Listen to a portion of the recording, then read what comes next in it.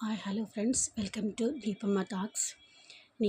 నిన్న పొద్దున్న ఒక వీడియో చూసారు కదండి. ఇది సాయంత్రం 6 గంటలకు మేము ఏం చేస్తాను ఒక చిన్న వీడియో చేస్తున్నానండి.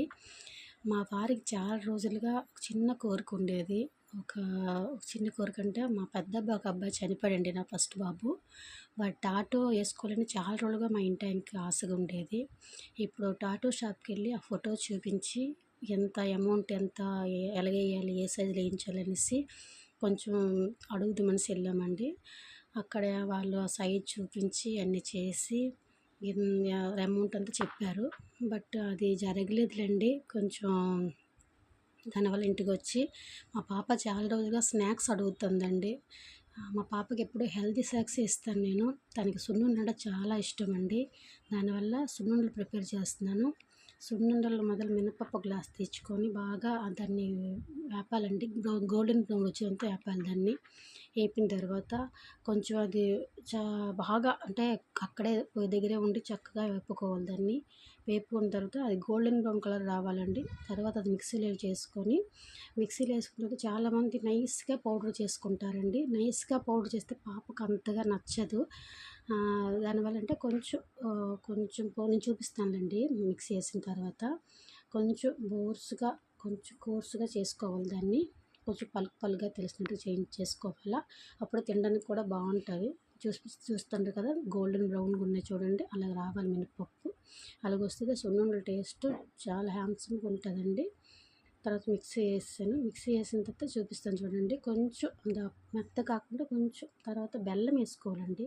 నేను బెల్లం పౌడర్ యూజ్ చేస్తున్నాను పాప కోసం. మీరు కావాలంటే షుగర్ కూడా యూజ్ చేసుకోవచ్చు.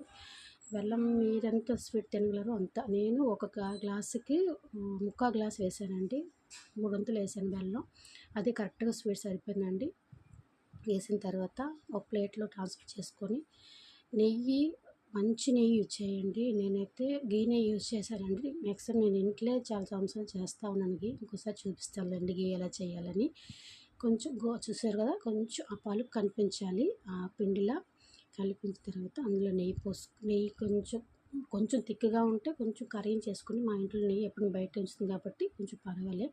నెయ్యి కొంచెం పిల్లల కాబట్టి బాగానే వేసాను నెయ్యి. నేను బాగా వేసి పిండి మొత్తం కలుపుకోవాలి. చాలామంది కొంచెం కలుపుకుంటారండి. బట్ నాకు మొత్తం కలిపి ఒకేసారి నేను ఎందుకంటే తక్కువ కదండి, ఒకేసారి చేసేస్తాను నేను ఉండలు.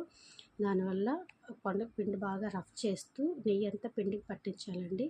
పట్టించి అది కొంచెం రఫ్ చేసి పట్టిస్తే నెయ్యి బాగా ఉండల్లోకి వెళ్ళి టేస్ట్ ఇంకా చాలా చాలా బాగుంటుందండి. సున్నుండలు ఎప్పుడైనా ట్రై చేయండి, కందిపప్పు ట్రై చేయండి. Good for health. పిల్లలకి చాలా మంచిదండి. మా పాప కొంచెం సన్నంగా ఉంటుందండి. పాప సన్నంగా ఉన్న పిల్లలకి ఇలా పెడితే మంచి హెల్త్ అండి. రోజుకి ఒక కుండ తిన్నా చాలు. అది చూడండి, ఉండ రెడీ అయిపోయింది చూడండి. ఆ ఉండ రెడీ అయిన తర్వాత మన సైజు మన ఇష్టం అండి. ఎంతైనా చేసుకోవచ్చు.